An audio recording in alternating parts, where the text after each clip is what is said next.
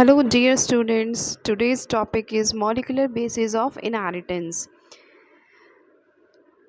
तो नए अपडेट्स के लिए मेरे चैनल को ज़रूर सब्सक्राइब कीजिए, लाइक कीजिए, कमेंट्स कीजिए। तो आज का टॉपिक हम शुरू करते हैं translation, that is called the protein synthesis.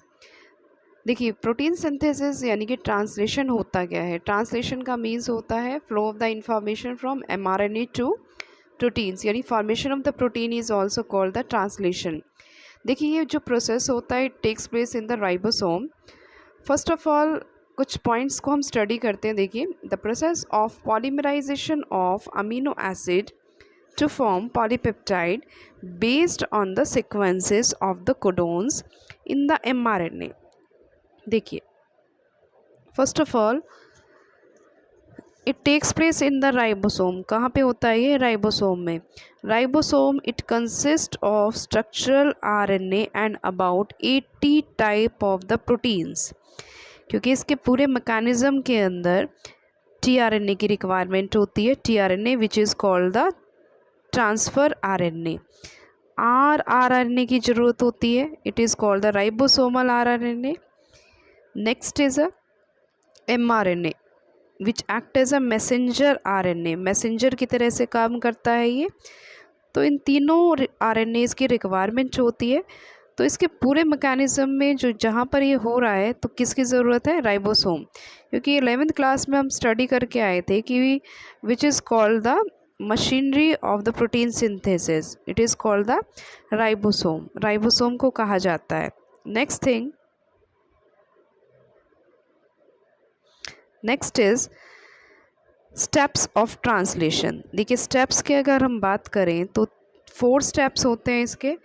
Charging of tRNA, यानी सबसे पहले टीआरएनए को चार्ज करना पड़ेगा। Second is a initiation, third is a elongation and last is a termination. यानी फर्स्टली हम क्या करेंगे? टीआरएनए को चार्ज करेंगे। चार्जिंग कैसे होगी? With the help of the ATP, यानी अमीनो एसाइलेशन होगा टीआरएनए का in the presence of the ATP. देखिए, स्टेप्स को हम स्टडी करते हैं, यहाँ से देख सकते हैं आप। फर्स्ट स्टेप में charging of tRNA, formation of the peptide bond, it need energy to form the ATP, यानी इसको रिक्वायरमेंट होती है किसकी? एटीपी की। For this amino acids are activated, यानी अमीनो एसिड्स क्या हो गए? Activated, needs energy obtain from the ATP, क्योंकि इसको एटीपी से रिक्वायरमेंट मिल गई। अमीनो एसिड एक्टिवेटेड हो गए, यानी amino acid plus ATP are link to their cognate tRNA. अब अमीनो एसिड जो था, अमीनो एसाइलेशन हो गया इसका, प्लस में एटीपी हो गया। ये बाइंड किससे करेगा? टीआरएनए से। In presence of which enzyme? Amino acyl tRNA synthetase. देखिए, ये लिखा हुआ अमीनो एसाइल टीआरएनए सिंथेटेज, ये देख सकते हैं आप enzyme, amino acyl tRNA synthetase, and thus it becomes activated. उसके बाद क्या हो गया? ये एक्टिवेटेड हो गया। तो it is the step called the charging of tRNA. Next step की अगर हम स्टडी करें, नेक्स्ट स्टेप इसका क्या है? Initiation, which is called the initiation. देखिए, इनिशिएशन में सबसे पहले क्या है? In this small sub unit of the ribosome bind to the mRNA at the starting codon AUG, यानी स्टार्टिंग कोडोन कौन सा है? AUG। AUG बाइंड करेगा। देखिए, डायग्रामेटिक रिप्रेजेंटेशन देखते हैं इसका। डायग्रामेटिकली आप देख सकते हैं इसको। ये देखिए, AUG किसके ऊपर प्रेजेंट है? mRNA के ऊपर प्रेजेंट है। UAC यानी एंटीकोडोन बाइंडिंग साइट क्या होती है? टीआरएनए। देखिए, ये 2 टीआरएनएज है। यहाँ पर AUG लिखा हुआ है, ये UAC लिखा हुआ है, ये mRNA है सारा, ठीक है। ये राइबोसोम की लार्ज सब यूनिट है, this is the small sub unit. ये बाइंड हो गया इस पर। लार्ज सब यूनिट के पास amino acyl tRNA binding site होती है, और दूसरी साइड जिसको हम क्या कहते हैं? पेप्टिडाइल साइट, यानी P and A sites present होती है।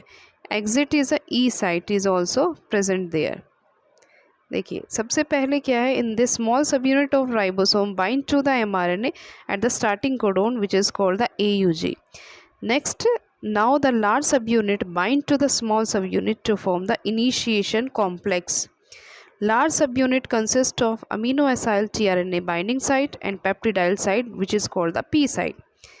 After the initiator tRNA bind to the P site, its anticodon UAC recognize the starting codon, which is called the AUG.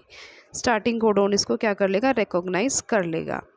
Next is the elongation. देखिए elongation step के अंदर ये देख सकते हैं आप, इलोंगेशन में पूरी की पूरी चेन यहाँ पर बाइंड होती हुई दिखाई दे रही है. ये सभी के सभी क्या है, ये सब बाइंड हो रहे हैं. ये देखिए ये बाइंड हो गए. यहाँ पर पूरी चेन का सिंथेसिस हो गया. सबके बीच में कौन कौन से बॉन्ड्स है, पेप्टाइड बॉन्ड्स आर प्रेजेंट. ठीक है, कौन से बॉन्ड है, पेप्टाइड बॉन्ड्स प्रेजेंट है. आफ्टर दिस टर्मिनेशन होता है. टर्मिनेशन में क्या है, UAA, UGA, UAG. कोई भी स्टॉप कोडोन आता है, स्टॉप कोडोन आके रिलीजिंग फैक्टर यहाँ पर बाइंड हो जाएगा ये साइट पे, और पूरी की पूरी चेन क्या हो जाएगी, यहाँ से टर्मिनेट हो जाएगी. देख सकते हैं आप, ये पूरा डायग्राम यहाँ पर बना हुआ है. This is called the releasing factor. ये जो येलो कलर का आपको दिख रहा है, इसके बाद ये पूरी चेन यहाँ पर बाइंड हो गई. ये पूरी की पूरी चेन क्या हो जाती है, डिस्टर्ब हो जाती है, बाहर आ जाती है. It is called the termination. अब देखिए यहाँ पर इलोंगेशन एंड टर्मिनेशन दो स्टेप्स हैं, इसको स्टडी कर लेते हैं. Elongation, the second amino acyl tRNA bind to the A site of the ribosome, its anticodon bind to the second codon. यानी कोडोन एंड किसके ऊपर होता है, कोडोन प्रेजेंट होता है mRNA पे, एंटीकोडोन किसके ऊपर होगा, tRNA पे. एंटीकोडोन किसको पहचानेगा, कोडोन को पहचानेगा. पहचानने के बाद ही क्या करेगा, वो अपना अमीनो एसिड जो है, अमीनो जो एसिड होता है वो सिंथेसाइज हो जाएगा. सिंथेसाइज होते ही वो साइट के ऊपर बाइंड हो जाएगा. उसके बाद नेक्स्ट आएगा. नेक्स्ट आने के बाद नेक्स्ट जो फिर से रिकॉग्नाइज होगा, रिकॉग्नाइज होने के बाद वो अमीनो एसिड फिर से बाइंड हो जाएगा. पेप्टाइड बॉन्ड्स ऐड होगा. पेप्टाइड बॉन्ड के थ्रू ही क्या है, पूरी की पूरी चेन बन जाएगी. और बनने के बाद लास्ट में जब रिलीजिंग फैक्टर आ जाएगा तो वो क्या हो जाएगी, टर्मिनेट हो जाएगी. यानी when the release factor bind to the stop codon, the translation get terminates and ribosome dislocate हो जाता है. लार्ज सब यूनिट अलग, स्मॉल सब यूनिट क्या हो जाती है, इसकी अलग हो जाती है. ये याद रखने वाली बात है कि लार्ज सब यूनिट के पास ये साइट्स होती हैं, E site, P site and A site. So हमने यहाँ पर ट्रांसलेशन कंसेप्ट किया. कुछ यहाँ पर यूटीआर्स और होते हैं. देखिए यूटीआर्स होते हैं, अनट्रांसलेटेड रीजन्स होते हैं. अनट्रांसलेटेड रीजन्स मोस्टली ये यूकैरियोट्स में होते हैं, और यूटीआर्स वो रीज़न होते हैं जहाँ पर ट्रांसलेशन नहीं होता है. ठीक है, ये मिलेगा कहाँ पे, 5 से पहले होगा.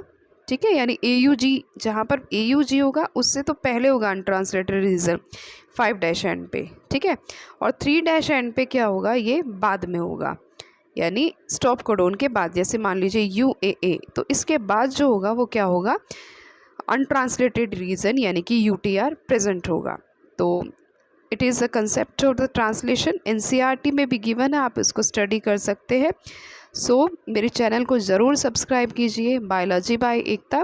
Thanks for watching this video. Thank you so much.